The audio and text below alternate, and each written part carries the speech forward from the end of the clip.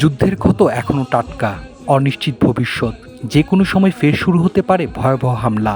এমন আতঙ্কের মাঝে ফিলিস্তিনের গাজাবাসী পালন করছে পবিত্র রমজান।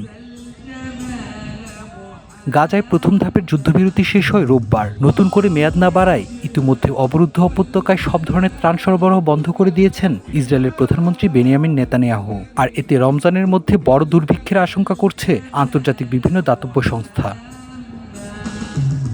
তবে শুধু যে খাবারের অভাব তা নয়, এবছর আরও কিছু হারিয়ে গেছে চিরতরে। 48,000-এরও বেশি মানুষ হারিয়েছেন প্রাণ। পুরোপুরি নিশ্চিহ্ন হয়ে গেছে বহু পরিবার।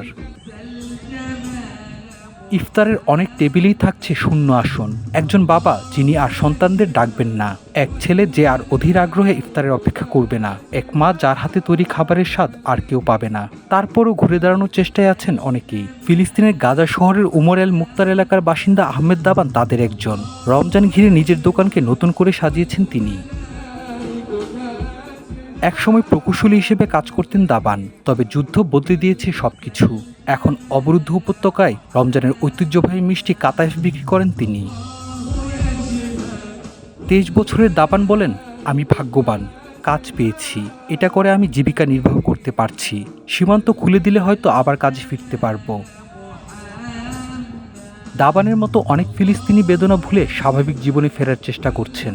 যেসব দোকানপাট এখনও টিকে আছে সেগুলো আবার চালু হচ্ছে। ফেরিওয়ালারা ফিরছে রাস্তায়। বসতবাড়ির পাশাপাশি গাজার মসজিদগুলোর বেশিরভাগই ধ্বংস হয়ে গেছে। তারপরও গাজাবাসীর বিশ্বাস অটুট। টিকে থাকা মসজিদের পাশাপাশি ধ্বংসস্তূপের মাঝে আবার অনেকে তাঁবুর নিচে আদায় করছেন নামাজ। চলছে কোরআন তেলাওয়াত।